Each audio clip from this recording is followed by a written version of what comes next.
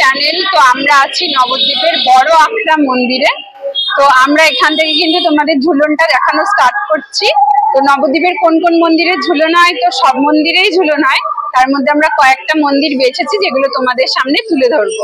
তো চলো, আমরা চলে এসেছি নবদ্বীপের একদম বড় আখড়া মন্দির দিয়ে আমরা শুরু করছি ঝুলনের যে পরিক্রমাটা সেটা। তো চলো আমরা বড় আখড়া মন্দিরে চলে এসেছি, আর ভেতরে তোমাদের যে বিগ্রহগুলো সেটাও তোমাদেরকে দেখাচ্ছি। যে এখানে কিন্তু মূল যে বিগ্রহটা রয়েছে রাধা কৃষ্ণ, আর তার দুপাশে কিন্তু রয়েছে তোমার সখী। তো রাসলীলার সময়কার যে চিত্র সেখানে এটাই কিন্তু এখানে ফুটিয়ে তোলা হয়েছে। আর এই হচ্ছে পুরো ভেতরের মন্দিরটা, বাইরেটা কিন্তু খুব সুন্দর করে সাজিয়েছে। তো চলো এখন আমরা চলে যাব বলদেবের মন্দিরে।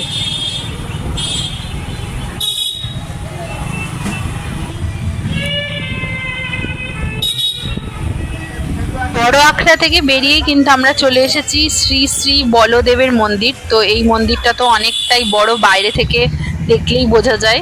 তো এটা হচ্ছে শ্রী বলদেবের মন্দির। তোমরা মেন গেটে একদম গেটের সামনেই লেখা রয়েছে।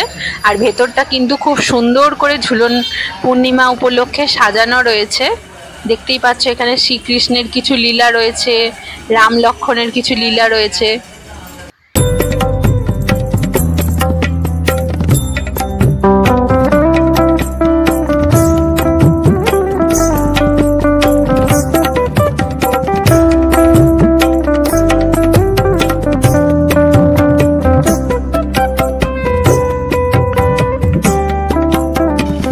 রাধা আর কৃষ্ণের যে যুগল দর্শন সেটার একটা মূর্তি তুলে ধরা রয়েছে, লব কুশ রয়েছে। আর এখানে শেষে রয়েছে একদম জগন্নাথের যে যাত্রা শুরু করেছিল মহাপ্রভু হরে কৃষ্ণ নাম প্রচার করে, সেইটা।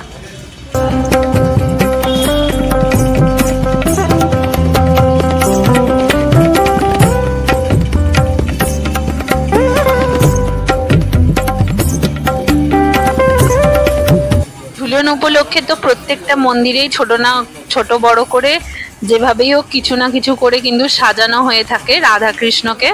আর এরকম ফুল দিয়ে প্রত্যেকটা মন্দির ডেকোরেশন করা থাকে। আর এই রকম ভাবেই কিন্তু ঝুলন যাত্রাটা আমাদের নবদ্বীপে প্রচলন হয়েছে।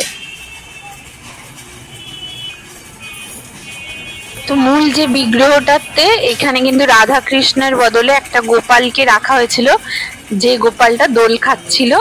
আর এই মন্দিরের বাইরেটা ঠিক এরকম ছিল, যেখানটা নাট মন্দির। আর প্রচুর দর্শনার্থী দেখতে এসেছে, অনেকে বাইরের থেকেও এসেছে, অনেকে নবদ্বীপের লোকও রয়েছে। তো চলো আমরা এবার নেক্সট মন্দিরে চলে যাই।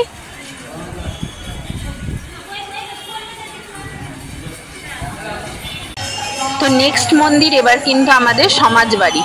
তো সমাজবাড়ির একদম মেন যে মন্দির সেটা এরকমই বড় রাস্তার উপর থেকে অপূর্ব সুন্দর লাগে এই মন্দিরটাকে। তো চলো এবার ভেতরে যাওয়া যাক। তো মন্দিরের ভেতর কিন্তু আমরা চলে এসেছি, আর দেখতে পাচ্ছ এখানে ছোট ছোট নিতাই গৌরকে কিন্তু দোল খাওয়ানো হচ্ছে। আর তার সাথে কিন্তু রয়েছে রাধা কৃষ্ণেরও মূর্তি।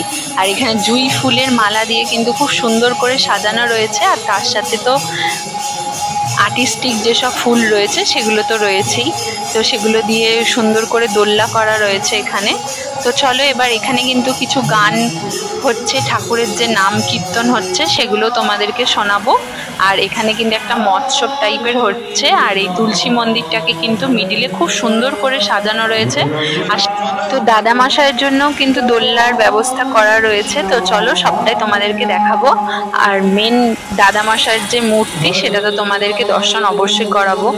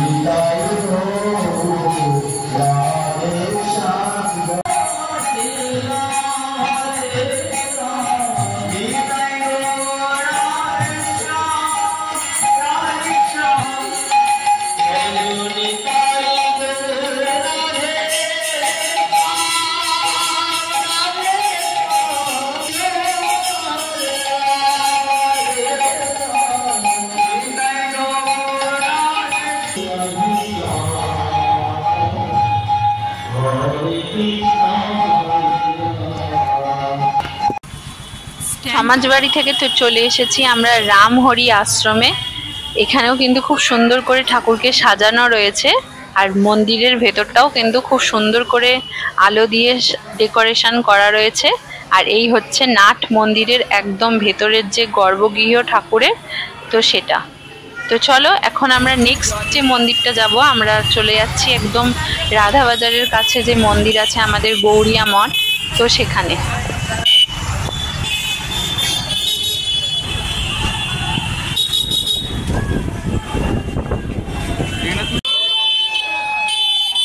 চলে এসেছি আমরা শ্রী সারস্বত গৌরিয়া মঠ ও মিশন এই মন্দিরটার মধ্যে। খুব সুন্দর করে ঝুলন সাজানো হয়। তো চলো, এটা হচ্ছে একদম মেন গেটটার সামনেই রয়েছে। এদিকে রাম লক্ষণ সীতার যে মূর্তি, এটা নৃসিংহদেবের মূর্তি। তো এই বড় বড় যে ছবিগুলো রয়েছে অপূর্ব সুন্দর লাগছে। আর এখানে পঞ্চমুখী সাপ রয়েছে। আর এই নিচেটা কিন্তু একদম শ্রীকৃষ্ণের যে রাসলীলা করেছিল, যে রাখাল বেশ করেছিল, গরু চড়াতো মাঠে, তো সেই সব ছোট ছোট ঘটনার আকারে পুতুল দিয়ে কিন্তু এখানটা খুব সুন্দর করে সাজানো রয়েছে একদম দোলনার নিচেটাতে। তো এবার মেন আকর্ষণ হচ্ছে আমাদের এই সব থেকে বড় এই দোলনাটা, যার মধ্যে কিন্তু রয়েছে পাখির ডাক, তারপর রাধার ঘুমুরের আওয়াজ। তো অপূর্ব সুন্দর লাগে এই জায়গাটাতে ঝুলনের এই কয়েকটা দিন, অপূর্ব সুন্দর লাগে।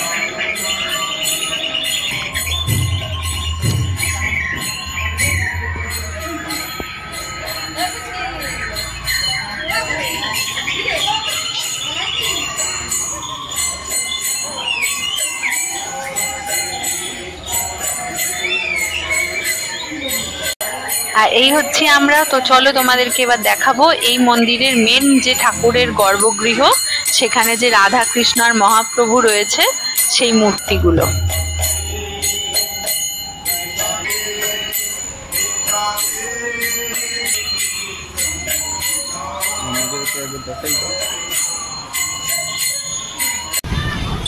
নেক্সট আমাদের জায়গা হচ্ছে নবদ্বীপের যে মণিপুর রোড, সেই মণিপুরে মুখার্জি মার্কেটের পরেই কিন্তু মণিপুর পড়ছে। তো সেই মণিপুরে কিন্তু আমাদের দেবানন্দ যে গৌরিয়া মঠ, তো সেই মঠেও কিন্তু খুব সুন্দর করে ঝুলন করা হয়। তো চলো তোমাদেরকে ভেতরটা দেখাই বেশি কথা না বলে। এখানে কিন্তু ঠাকুরের খুব সুন্দর কীর্তন শোনা যাচ্ছে একদম বাইরে থেকে। সেই অরিজিনাল আওয়াজটাই কিন্তু তোমাদেরকে আজকে শোনাবো, যে নবদ্বীপে কীরকম ধরনের আর কি কীর্তন হয়।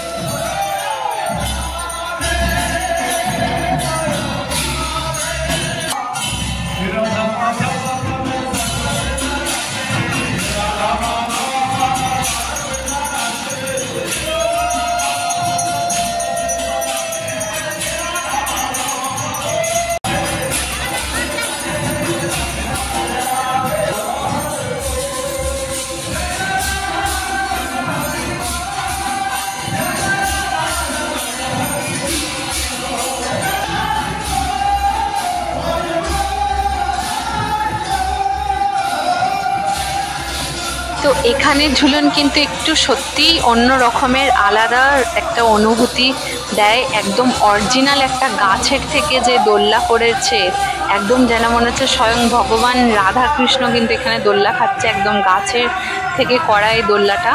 তো এই গাছটাকে কেন্দ্র করে যে দোলনাটা সাজিয়েছে অপূর্ব সুন্দর লাগছে দেখতে। তো তোমাদেরকে যতটা পারছি আমি খুব ভালোভাবে দেখানোর চেষ্টা করছি। দেখো পুরো একদম গাছের একদম এই মাথাটা থেকে কিন্তু দুখানা দোলনা ঝুলছে, আর মিডিলে একটা ছোট দোলনা রয়েছে যেটা শুধু লাড্ডু গোপাল বসে আছে।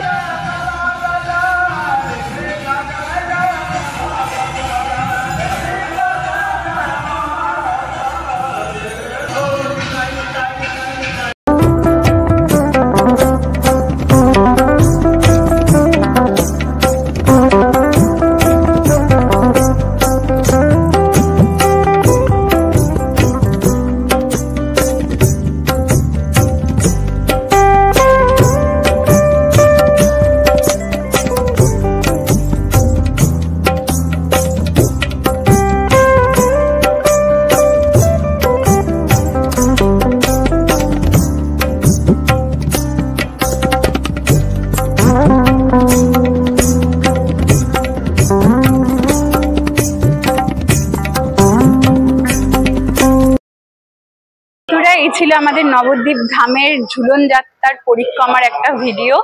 তো তোমাদের যদি ভিডিওটা ভালো লেগে থাকে তো অবশ্যই একটা লাইক করে দিও, চ্যানেলটাকে সাবস্ক্রাইব করে দিও। তো বাই।